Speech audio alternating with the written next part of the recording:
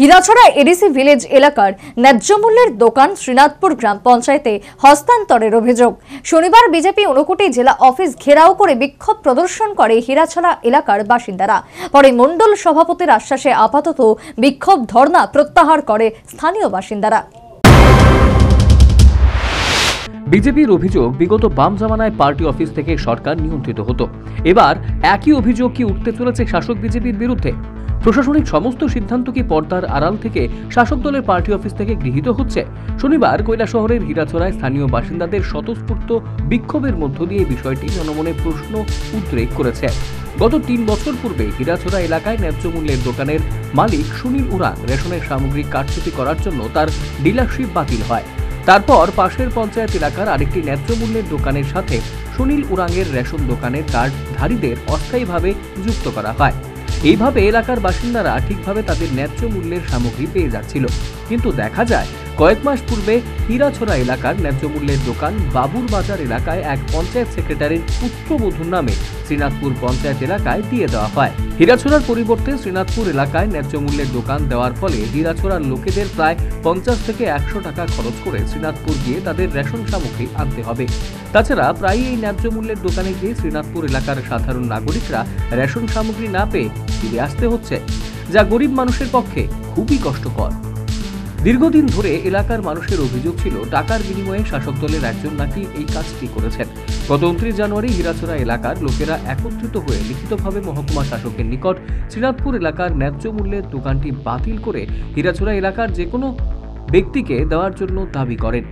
4 দিন অতিক্রান্ত হয়ে গেলেও কোনো সাড়া না পেয়ে শনিবার হীরাছড়া এলাকার সিপিএম দলের প্রাক্তন উপপ্রধান ইন্দ্র উরাং, কংগ্রেস নেতা রাজারাম রাজভর ও আশিস দাসের নেতৃত্বে লোকজন পাইতুর বাজার স্থিত জেলা অফিসে গিয়ে জেলা অফিসের ভিতর এবং বাহিরে ধর্নায় বসে এবং স্লোগান দিতে থাকেন ন্যায্য মূল্যের দোকানটি হীরাছড়ায় স্থানান্তরের।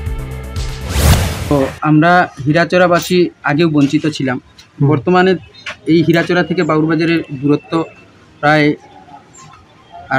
আড়াই থেকে 3 কিলোমিটার। যে জায়গা আসতে 50 টাকার মতো ভাড়া লাগে, আসতে যাতে একজন মানুষের 100 টাকা ভাড়া লাগে এখানে। তো যদি কেউ এখান থেকে রেশন নিয়ে বাড়িতে যায়, বাড়িতে যেতে হলে একটা গাড়ি রিজার্ভ করে তাকে যেতে হয়। এই রিজার্ভ করতে গেলে প্রায় 200 টাকা লাগে ভাড়া। তো আমাদের যে গ্রামের বেশিরভাগ মানুষ চা শ্রমিক, বাগান বর্তমানে বন্ধ আছে, ওরা ঢালাই করে খায়। তো ঢালাইটাও রোজ পায় না, সপ্তাহে 1-2 দিন পায়। তো 1-2 দিনে 250 থেকে 300 টাকা যদি রুজি করে, আর মান্থলি ওরা যদি 200-300 টাকা এই ভাড়ার তোলে খরচ করে, ওনাদের আর থাকবে কত? মণ্ডলে একসময় বিক্ষোভ প্রদর্শনকারীদের মণ্ডল সভাপতির পদত্যাগ চেয়ে স্লোগান দিতে থাকেন। এই সময় জেলা অফিসে উপস্থিত ছিলেন কিষাণ মোর্চার রাজ্য সভাপতি প্রদীপ বরণ রায়। স্লোগান শুনে মণ্ডল সভাপতি বিক্ষোভকারীদের সঙ্গে আলোচনায় বসে। মণ্ডল সভাপতি বিক্ষোভ প্রদর্শনকারীদের উদ্দেশ্যে বলেন কার ইঙ্গিতে তারা এখানে এসেছেন। তখন বিক্ষোভ প্রদর্শনকারীরা স্পষ্ট জানিয়ে দেয় তারা কোনো ইঙ্গিতে নয়, তারা শুধু ন্যায্য মূল্যের দোকানটি হীরাছড়ায় স্থানান্তর করার দাবিতে এসেছেন।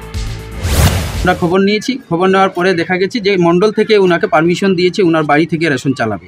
যদি মণ্ডল থেকে পারমিশন দিয়ে থাকে তাহলে মণ্ডলের আওতাধীন তো আমরাও তো এই মণ্ডলের অংশীদারি। তো এই দাবিতে আমরা এখানে এসেছি। আমরা চাইছি আমাদের সুষ্ঠু বিচার পাওয়ার জন্য, আমাদের এই রেশনটা আমাদের হীরাছড়াতে যাতে যায়। আর এখানের যে মণ্ডলের যারা দায়িত্বে আছেন, যারা মণ্ডল সভাপতি আছেন, ওনারা আমাদের এটার সঠিক তদন্ত করে আমরাকে বলুক যে কে বা কারা এই কাজটা করেছে। এই খবর পেয়ে বিজেপি জেলা অফিসে এসে হাজির হয় কৈলাসহর থানার বিশাল পুলিশ বাহিনী।